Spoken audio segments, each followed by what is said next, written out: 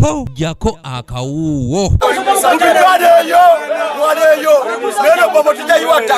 Omusumba Francis Kawemba ng'asumba ekkanisa ya Grace Christian Group Ministry esangibwa ku kyalo Namaliga mu town council ye Bombo mu district ye Luweero yasimattuse okufiira mu kkanisa ye. Abantu abatannaba kutegeerekeka bwe balumbye ekkanisa eno ne bagikumako omuliro ssaako okuwangulamu enzigi ku ttaka erikaayanirwa abasuubuzi ababiri okuli Kato Mavini omusuubuzi w'ettaka ne Musa Kayongo omusuubuzi wa Cakala Bombo. Naze sawa nganya nembera omukyo ziwera sawa nga musanvu nadde ndi wali mu store oba gye tuyita office oba prayer room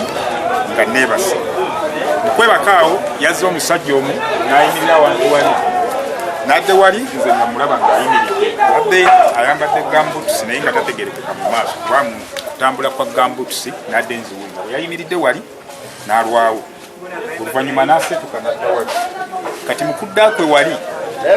okuba teyampise nendowooza tali mu security line yaye obuzibu obwaliwo twagenza zukka ekiro ng'ekyaki yaffe eyo bagimenyeewo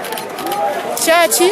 beera byamataka wadde mulimu n'omusumba ng'asula mbadde bamwokeddemu ffe twadduukiridde okuleeta amazzi okuyiwa omusajja ali omu akuba nduulu. Kato ategeezezza nga bwe yagula ettaka lino ku baana b'omugenzi Kasingiri okuli Grace Kitaka ne Irene Kisingiri ng'ennaku z'omwezi 6 omwezi ogwokubiri omwaka guno era nga bali muguza obukadde obuwera 10 naye kwe kusalawo ateekewo ekkanisa n'awa Kawemba obuvunaanyizibwa bw'okugiddukanya kyokka yalabiddeawo nga waliwo ate omulala akaayanira ekifo kye nga kino nno bakitadde kwakulira Kisingizi Estate Hussein Kyambadde okubeera emabega w'emivuyo gino gyonna. Najja ne yeetooza sengenge ku ploti yange eno era nengula gundi kyaki eno nteekawo ministry eno ploti nga nakagigwa nengula ne kyaki era negiteekamu omusumba nga yoono era nenfuna amawulire eggula erimu nempita OC station nemugamba bagenda kwokya kyaki yaffe ettaka lye nagula. OC station n'agamba sisuubira nemugamba chairman yali involved mu nsonga ki. Wabula Kyambadde agamba nti obuzibu bwonna bwava Kato okujja ng'ayagala okutwala poloti eno kyokka nga bamaze okugigula ye n'ayita mu bakama be ne bagimuguza nga tebamaze kumutegeeza kyokka nga Kayongo yali amaze okugitwala. Olwaleero aguzawo Bernard enkyaguzawo omulala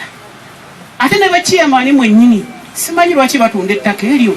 mubeerawo oba temubeerawo. Bwe mubanga temubeerawo lwaki temugoberera nsonga eno? Waffe nzife we twali tugula twagenda wa chairman ani yatwala ettaka lino tya lya Kisingiri naye Kisingiri nga litunda dda emyaka egy'emabega. Olw'ensonga kati bano abaenoonyeza ebyabwe kuba kati bo banoonya kufuna kati be bali ku muvuyo egyo kubanga kituwulidde nti ekifo kino kikayanibwa abantu nga basatu ate nga buli omu yagula ono alina endagaano ya nannyini ettaka ono alina endagaano ya kiri. Atwala poliisi ye Bombo Innocent Mubangiza ategeezezza nga bwe batandise okunoonyereza okuzuula ekituufu bani abagenze maaso n'okwokya ekkanisa wamu n'okwonoona ebintu byonna ebyabaddemu. Ffe tuli mu poloti eyaffe 7 atuddiridde 7 mu 2 ziri opposite ekyo teri atakimanyi mu Bombo naye tufiiriddwa naye nga ne bali abatufiiriza tebasobola kutwala ttaka eryo kuba si waabwe. Bwe twagenda okukola risaaki era ettaka lyaffe liraga nti nno ki ettaka lyaffe ne risaaki yino gundi lutalo kitatandika ku ttaka ya Bombo walayi lutalo kitatandika ku ttaka ya Bombo tujja kugwawo balala bajje balwane. Wano ssentebe wa LC2 Muhammad Asimu ategeeza nga bwagenda okuyingira mu nsonga zino okulaba nga batuuka ku nzikiriziganya wabula anenyeza abakulembeze ba LC abamala agasayininga endagaano nga tebamaze kutuuka ku kibanja kye bagula era wano asabye Pulezidenti Museveni okuyingira mu nsonga zino. RDC nga tovuddeeyo Museveni tosindise bamugemererire wano Bombo egenda kwokyebwa kati mutusibe nga mutusibira ekyo ntutwokyeza ofisiyani sigenda kukkiriza abantu kumala kwetema mujja kutwala nze atya ndikiriya Kisingiri bwaddamu nakula ofisi okutandika ku Mande nina tiimu yange nze Bombo abaganda beno nabavaako dda temufaayo nja kuleeta amagye gange kwabirimu mu kwabiri nkole omulimu gwange kukole ki bwegunaggula mujja kuvaayo mulago buki obulumi bwammwe.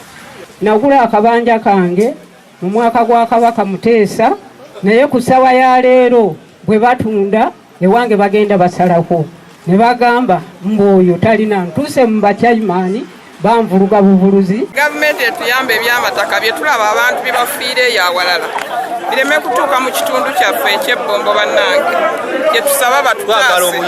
tunoonya buyambi. Ajje Samuel yakusakidde eggulire lino ku lwa ABS Television. Natuukako ne mu City Council bannange omukadde bw'akaddiwa nga yagula awantu we ekitegeeza nti abavubuka abavubuse kati oba bakyaimaani balina kulagira abantu be baguzizza kati basobole okutwala owo omukadde awo